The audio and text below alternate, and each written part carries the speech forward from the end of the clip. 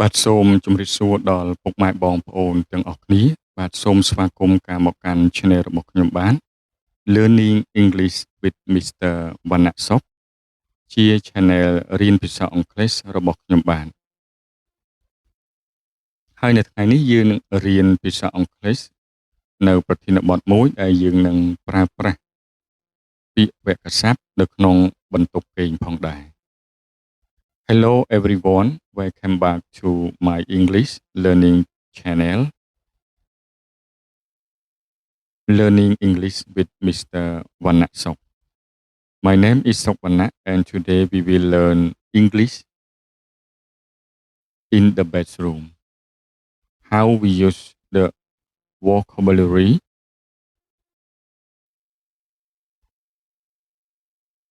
បន្ទប់គេងគឺជាកន្លែងដែលយើងគេងហើយនឹងសម្រាកហើយយើងនឹងរៀនពាក្យនិងឃ្លាដែលមានប្រយោជន៍និងការសន្ទនាខ្លីៗផងដែរ The bedroom is where we sleep and rest. We will learn vocabulary, useful phrases, and short conversation.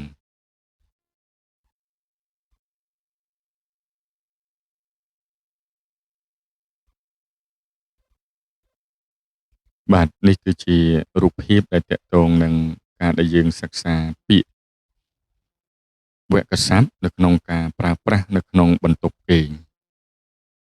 បាទដូច្នេះ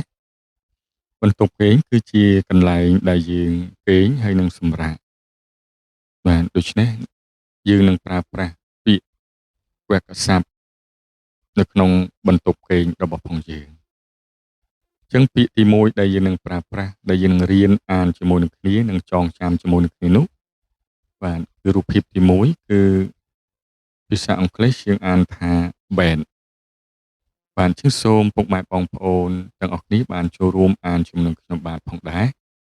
ឲ្យបានចំនួន3ដង bed bed bed ដែលយើងបកថាគ្រែ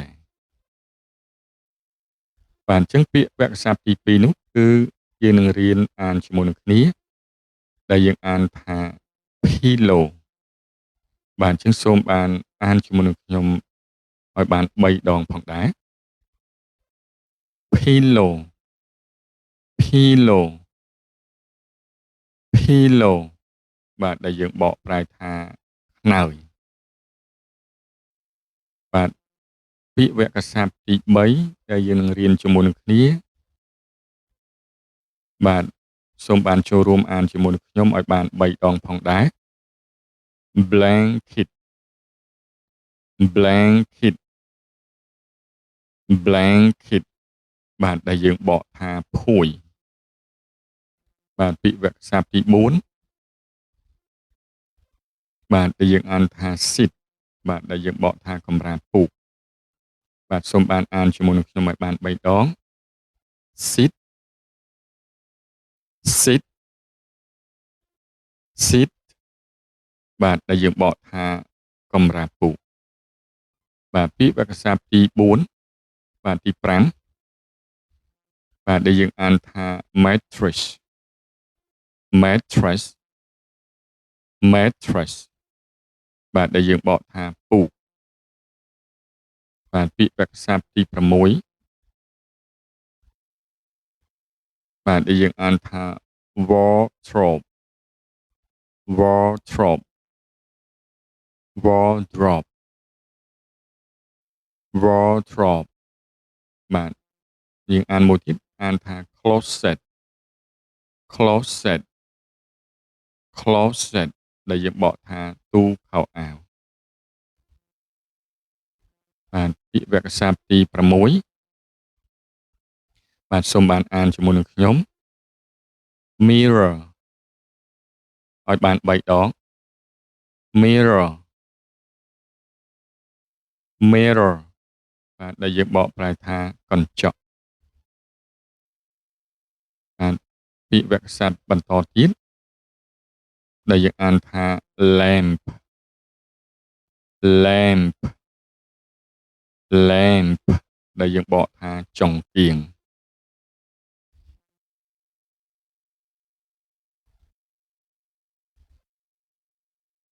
បាទពាក្យវគ្គបន្តទៀតដែលយើងអានថា curtain curtain curtain curtain បាទដែលបកថាវាំងននបាទពាក្យវគ្គបន្តទៀតគឺយើងអានថា drawer drawer drawer ដែលយើងបកថាថតឬក៏ទូបាទដែលគេដាក់ចានឬក៏ដាក់កែវដាក់ពេងអីហ្នឹងបាទ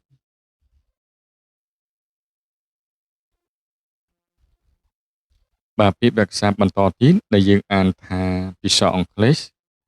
alarm clock បាទសូមបានចូលរួមអានជាមួយនឹងខ្ញុំបាន alarm clock alarm clock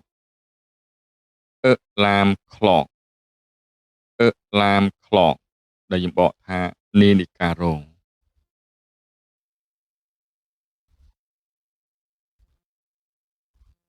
បាទពាក្យវគ្គសព្ទបន្តទៀតដែលយើងអានថា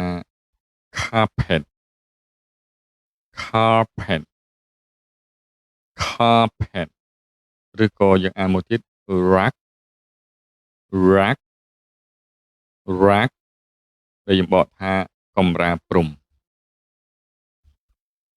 បាទពាក្យវគ្គសព្ទបន្តទៀតគឺយើងរៀនអំពីភាសាអង់គ្លេសយើងអានថា air conditioner បាទសូមបានចូលរួមអានជុំខ្ញុំឲ្យបាន3ដង air conditioner air conditioner air conditioner air conditioner air conditioner បាទដែលយើងបកប្រែថាម៉ាស៊ីនត្រជាក់បាទពាក្យវគ្គបន្តទៀតដែលយើងអានថា fan fan fan ដែលយើងបកថាកង្ហារ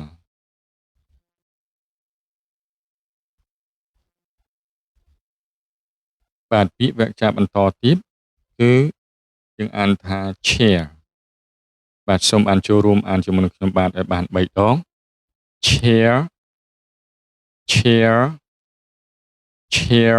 យើងបកថាកៅអី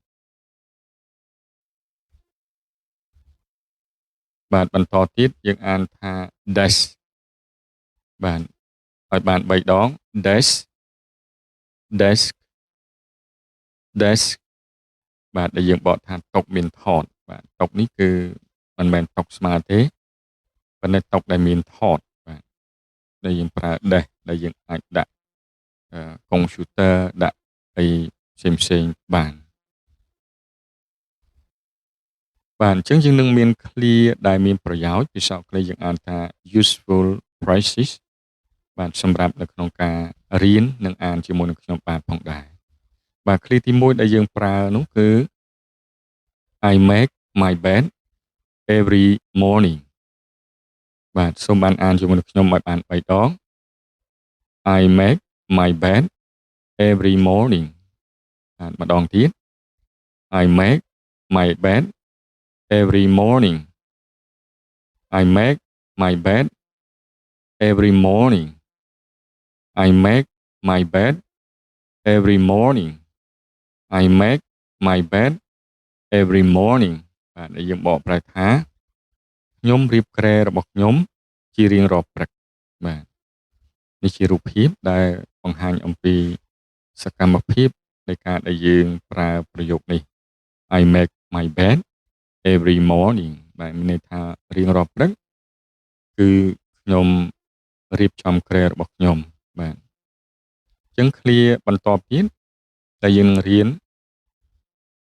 Please open the curtain បាទដែលរូបភាពនេះដែលយើងឃើញអំពីសូមបើកវាំងននបាទអញ្ចឹងសូមបានអានជាមួយនឹងខ្ញុំឲ្យបាន3ដង Please open the curtain Please open the curtain Please open the curtain បាទដែលយើងបកថាសូមបើកវាំងននបាទបន្ទាប់ទៀតគឺយើងនឹងរៀននៅឃ្លាមួយទៀតដែលតាក់ទងអំពីបាទបិទភ្លើងបាទភាសាអង់គ្លេសយើងអានថា turn off the light please បាទសូមបានអានជាមួយខ្ញុំឲ្យបាន3ដង please turn off the light please please បាទ turn off the light បាទយើងប្រើអញ្ចឹងក៏បានឬក៏យើងប្រើពីមុខក៏បានដែរហើយយើងបកថាសូមបិទភ្លើងបាទនេះគឺជារូបភាពដែលតកតងនឹងបុរសម្នាក់ដែលគាត់ដើរទៅបិទភ្លើងបាទអញ្ចឹងសូមបានអានជាមួយនឹងខ្ញុំមួយសារទៀតឲ្យបាន3ដង turn off the light please turn off the light please turn off the light please បាទឃ្លាមួយទៀតដែលយើងអានជាភាសាអង់គ្លេស I can't find my pillow I can't find my pillow I can't find my pillow I can't find my pillow បាទដែលមានន័យថាខ្ញុំរកខ្នើយរបស់ខ្ញុំមិនឃើញទេបាទនេះគឺជារូបភាពខ្នើយបាទតែគាត់កំពុងតែដើររកប៉ុន្តែរកអត់ឃើញបាទឃ្លាបន្ទាប់ទៀតបាទ set the alarm for 6 am បាទសូមបានអានជាមួយខ្ញុំឲ្យបាន3ដង set alarm for 6 am set the alarm for 6 am set the alarm for 6 am បាទកំណត់ម៉ោងរោម៉ោង6ព្រឹក